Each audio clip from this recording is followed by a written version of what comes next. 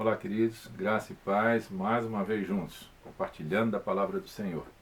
É muito bom, muito agradável podermos fazer desse momento um momento de conversa, né?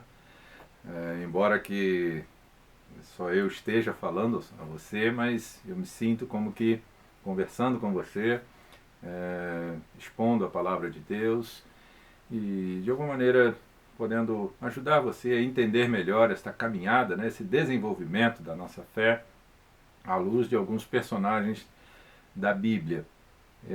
Pessoas como nós, homens e mulheres que viveram uma vida comum, mas ao mesmo tempo foram de certa forma extraordinariamente usados por Deus na sua missão. E hoje nós vamos falar de um personagem, é, alguém que deixou uma marca muito profunda, né, na história do cristianismo. Alguém que, a partir da sua conversão, né, foi considerado um dos maiores missionários, né, do cristianismo, que é o apóstolo Paulo. Paulo teve um momento no início antes da sua conversão, ele teve um momento assim muito muito fiel, não é, à sua religião. Era alguém de fato muito consagrado. Era alguém que tinha uma vida pautada pela religião. E isso fazia de Paulo uma pessoa confiável. As autoridades confiavam em Paulo, ainda, né, chamado de Saulo, mas as autoridades religiosas confiavam nele, dada a sua postura, a sua integridade, dado o seu caráter, e era alguém que defendia, né, com muita propriedade a religião da qual ele pertencia, que era o judaísmo. Mas Deus via nesse homem alguém muito especial. Deus, quando olha para nós, Ele não olha para nós do mesmo jeito que eu posso estar olhando para você, que você pode estar olhando para mim. Deus vai muito mais profundo porque Ele nos conhece por dentro. Ele conhece o nosso interior. Ele conhece as nossas intenções. Ele conhece as nossas limitações. Ele conhece os nossos medos. Enfim, Ele nos conhece. Mais que qualquer pessoa, Ele nos conhece. Então, quando Ele olha para a gente, Ele vê exatamente o que Ele pode extrair de nós a bem da sua causa, a bem do seu reino. Embora às vezes você pode não estar acreditando, você mesmo pode se julgar incapaz, mas Deus consegue ver em você uma capacidade extraordinária que você pode não estar vendo. Mas ele quando olhou para Saulo, aquele jovem destemido, profundamente comprometido, ele viu ali alguém especialmente que poderia ser usado para a proclamação da sua mensagem, a disseminação da mensagem do Evangelho pelo mundo. Então, nós vamos caminhar um pouco na vida de Paulo e ver ali algumas características baseadas em Atos capítulo 9, do verso 1 até o verso 21, e a gente não vai ler o texto todo, mas a gente vai destacando alguns pontos nesse capítulo, que foi o momento da conversão, que retrata, né, a conversão de Saulo. E a gente vai ver algumas características que podem se aplicar a nós. Então, nesse desenvolvimento da sua fé, se você de fato deseja, né, crescer espiritualmente, ser um servo consagrado, uma serva consagrada diante de Deus, então preste atenção nesses passos para que você possa caminhar por eles. O primeiro é que você deve ser dedicado à sua missão. Como eu já disse, Saulo era aquela pessoa comprometidíssima com a missão que ele tinha. Ainda que aos nossos olhos, né, a gente possa dizer, nossa, era uma missão errada, de mandar prender, de matar, de perseguir os cristãos, mas para ele aquilo era um compromisso, aquilo ele estava vivendo a religião dele. E como eu já disse, Deus quando olha para Saulo não vai olhar do jeito que a gente olhava, né? Do jeito que a gente olha e dizer assim, nossa, ele era mau. Mas Deus olhava para ele e dizia assim, isso aqui pode ser diferente. Esse coração duro aqui, essa rigidez de caráter, pode ser muito bem trabalhado e muito bem aproveitado. Mas, se você é uma pessoa descompromissada com qualquer coisa que você viva hoje, não será com o Evangelho que você conseguirá ter um compromisso. Tenha um compromisso, primeiramente, com você mesmo, com o caráter, com o seu modo de vida, para que Deus possa usar você da maneira que Ele assim desejar. Em segundo lugar, você precisa deixar Deus mexer na sua vida. Fazer de fato o que Ele tem de fazer. Do jeito dele, do modo dele, no tempo dele. Você precisa se abrir para a obra de Deus na sua vida. Se há uma coisa que Deus de fato respeita em nós, é a nossa vontade. E enquanto nós não abrirmos a nossa vontade para Deus, nada vai acontecer, nada vai mudar. Quando Saulo estava a caminho de Damasco para perseguir os cristãos lá, houve aquele momento de um encontro com Jesus em que ele, caindo do seu animal, ele ouve uma voz do céu falando o nome dele: Saulo, Saulo, por que me persegues? E ali ele entende que alguém diferente estava falando com ele. E a partir dali, Saulo começou a se quebrantar diante do poder de Deus, diante do poder de Jesus. E a sua vida começou a mudar a partir dali. Então, se você já teve o seu encontro com Jesus, é a partir daquele momento a sua vida já começou a ser transformada. E ela precisa continuar sendo transformada. Outra coisa importante acontecido, né, na vida de Saulo, naquele momento, naquele encontro com Jesus, que você se prepare para ver o sobrenatural de Deus. Saulo ficou completamente cego. E ele ouvia uma voz que as pessoas não ouviam. Aqueles homens que estavam acompanhando ele não ouviam. Ali foi a primeira experiência sobrenatural de Saulo diretamente com Jesus. Se você quer ter de fato uma experiência de um relacionamento com Jesus, você precisa estar aberto ao sobrenatural de Deus. E isso é a fé quem faz. E essa experiência do sobrenatural com Deus é a nossa fé que promove e que sustenta isso. Então você precisa estar aberta a essa possibilidade de visualizar, de ouvir, de sentir o que Deus quer fazer na sua vida.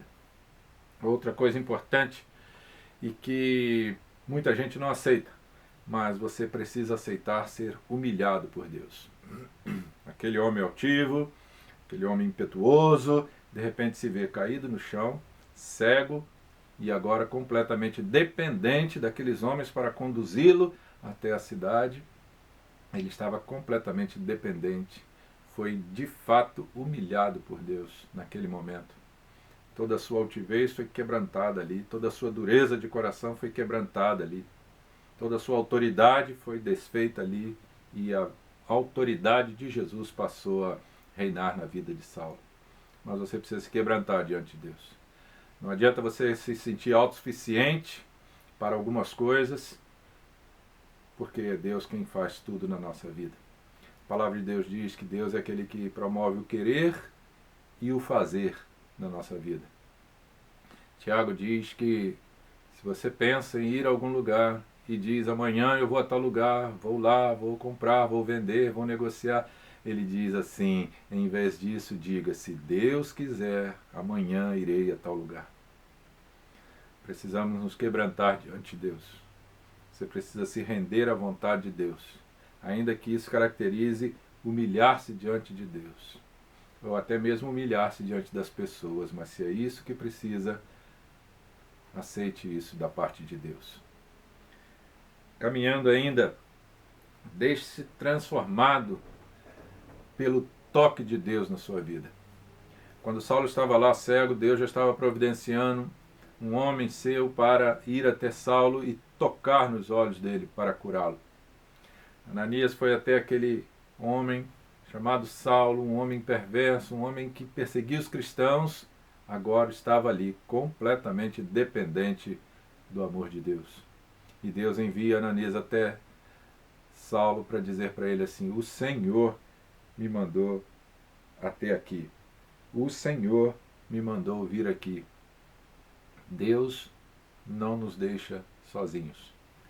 Deus quer tocar na nossa vida, usando alguém, usando palavras, usando uma mensagem, usando pessoas. Deus quer tocar na sua vida. Quem sabe Ele pode estar usando o pastor Mauro para tocar na sua vida hoje. Quem sabe Ele já tem usado uma canção, quem sabe Ele já tem usado pessoas do seu relacionamento para tocar na sua vida. Mas você precisa estar aberto a isso, se permitir ser tocado por Deus.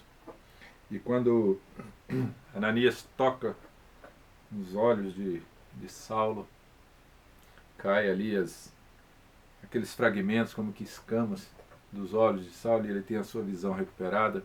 E aí nós entramos num outro ponto, que é a bênção de Deus na vida da gente. Sinta-se abençoado por Deus. Quando